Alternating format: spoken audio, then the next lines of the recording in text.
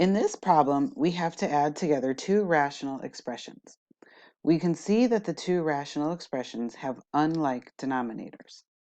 This means that before we can add them together, we need to determine what LCD, or least common denominator, we are going to use.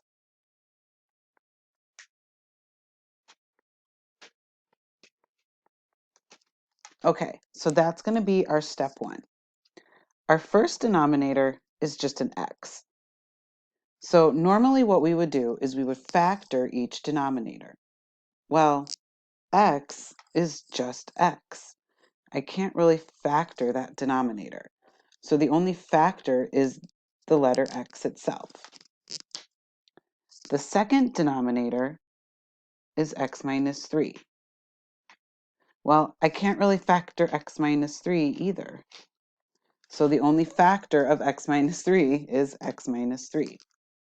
So what you do is you take the denominator from the first fraction, which is x, and you take the denominator from the second fraction, which is x minus 3. And you see if they have any factors in common. In this case, they don't have any factors in common. Since they don't share any common factors, we will use both denominators and multiply them together to make our LCD. So for this problem, our LCD is going to be x times the binomial x minus 3.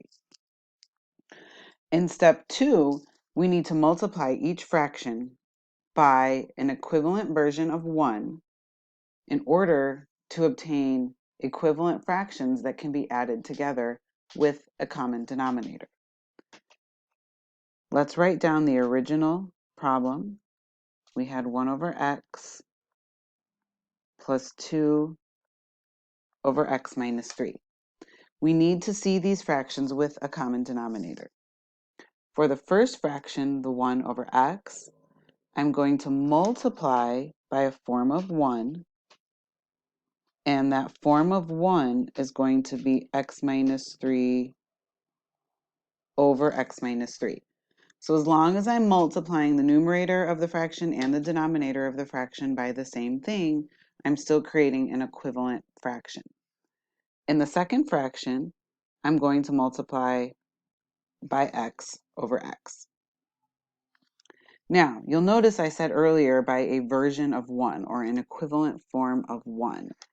So if I look at x minus 3 over x minus 3, you can think of that as 1, because you have the same thing in the numerator as you do in the denominator.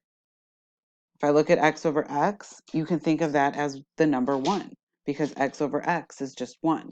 So I'm not changing the value of the fractions, I'm just rewriting them in equivalent versions so I can add them together and so I can see a common denominator. All right, let's see what happens next. In the first fraction, I'm going to multiply the numerators.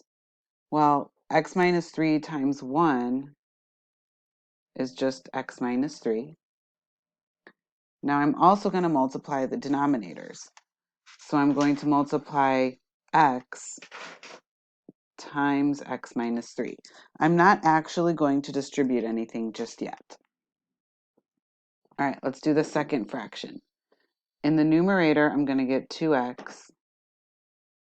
In the denominator, I'm also going to get x times x minus 3.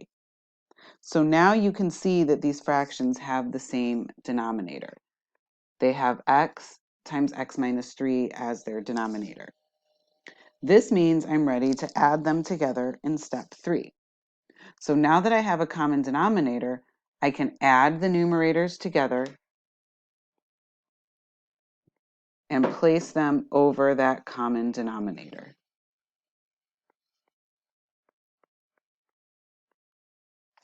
So I was able to add the numerator, x minus 3, plus the numerator of the second fraction, 2x. And I place them over the common denominator. Now what I want to do is combine like terms. I have an x plus a 2x So my numerator becomes 3x minus 3 all over x times x minus 3. Now this is when I see if there's any common factors I can divide out. So in the numerator, I notice that I have a GCF of 3. So if I factor out the 3, I get 3 times x minus 1. In the denominator, I get x times x minus 3. And now I look for common factors. There are no common factors to divide out, so there's no more simplifying that I can do.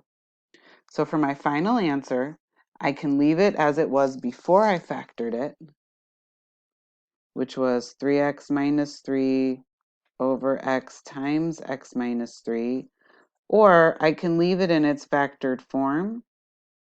So 3 times x minus 1 times x minus 3. Even though there's nothing to divide out, I can still leave it in its factored form. So either one of these two answers would be acceptable as the correct answer.